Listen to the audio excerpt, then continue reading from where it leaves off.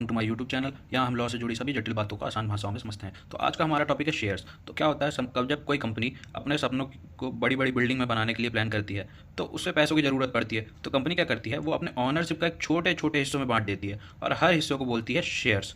मतलब जब आप एक शेयर खरीदते हैं तो आप एक उस कंपनी के एक छोटे से हिस्से के मालिक बन जाते हो। अब बात करते हैं काइंड्स ऑफ शेयर में, कितने काइंड्स के शेयर होते हैं। तो पहला होता है इक्विटी शेयर, आपको कंपनी का असली मालिक बना देता है। और the more equity shares you have the more power you hold in the company. अब इसमें क्या हमको वोटिंग राइट्स मिलता है। यू गेट टू से यस और know when the company makes big decision. जब भी कंपनी बड़ा फैसला लेगी तो आपकी उसमें वोटिंग मांगेगी, तो उसमें आपको यस या नो में जवाब देना है।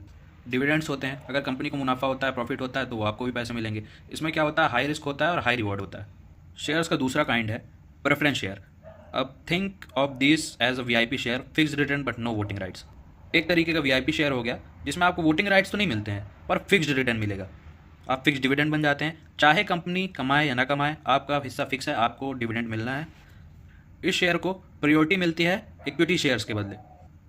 सपोज कंपनी अगर बंद हो जाती है तो इस शेयर होल्डर जो कि प्रेफरेंस शेयर है, उन शेयर होल्डरों को पहले पैसे मिलेंगे। इसमें आपको नो वोटिंग राइट्स होता है। इसका एग्जांपल देखें तो फाइनेंशियल इंस्टीट्यूशन या बैंक को मिलता है। मतलब आप कंपनी को पैसे की ज़रूरत है तो वो बैंक के पास जाता है और बैंक के पास अपना ये शेयर देता है, इसके बदले उनको पैसे मिलते हैं। तो अगर कंपनी बंद होती है तो बैंक को उसको पूरा उसका पैसा देना पड़ेगा। और अगर कंपनी को इस साल मुनाफा नहीं हुआ तो क्या होता है, डिविडेंड एक्यूमुलेटेड हो जाता है। मतलब जब कंपनी के पास अगले साल पैसा आएगा तो उसे अगले साल मिलेगा। अब बात करते हैं शेयर्स को इशू कैसे किया जाता है। तो इशू करने का मतलब है आप लोगों को बुला रहे हैं कि आओ हमारी कंपनी में इन्वेस्ट करो और ऑनर बनो एक छोटे से हिस्से का। कई तरीके होते हैं इशू अपने शेयर करने के।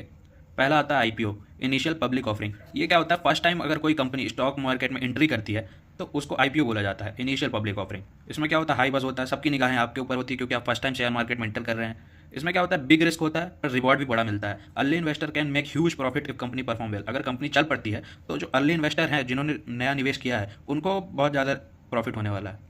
दूसरा है फॉलो ऑन पब्लिक ऑफरिंग। ऐसी कंपनी जो ऑलरेडी लिस्टेड है, जिसके शेयर्स पहले से इशू हो चुके हैं, वो अपने और शेयर्स को मार्केट में उतारती है जिससे उसे और फंड मिल सके।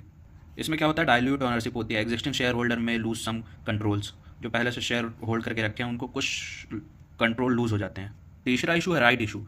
इसमें एग्जिस्टिंग शेयर होल्डर है उनको फिर से एक चांस दिया जाता है कि वो और शेयर खरीदे कंपनी के एक डिस्काउंट रेट में, जिससे ये एक तरीके का बोनस फॉर रॉयल इन्वेस्टर है। मतलब जो पहले से इन्वेस्टर्स हैं, लॉयल इन्वेस्टर्स हैं, उनको एक तरीके का बोनस है कि वो कम डिस्काउंट रेट में और शेयर्स खरीद सके। चौथा इशू है बोनस इशू। इसमें क्या होता है, कंपनी फ्री शेयर्स देती है किनको, एग्जिस्टिंग शेयर होल्डर को।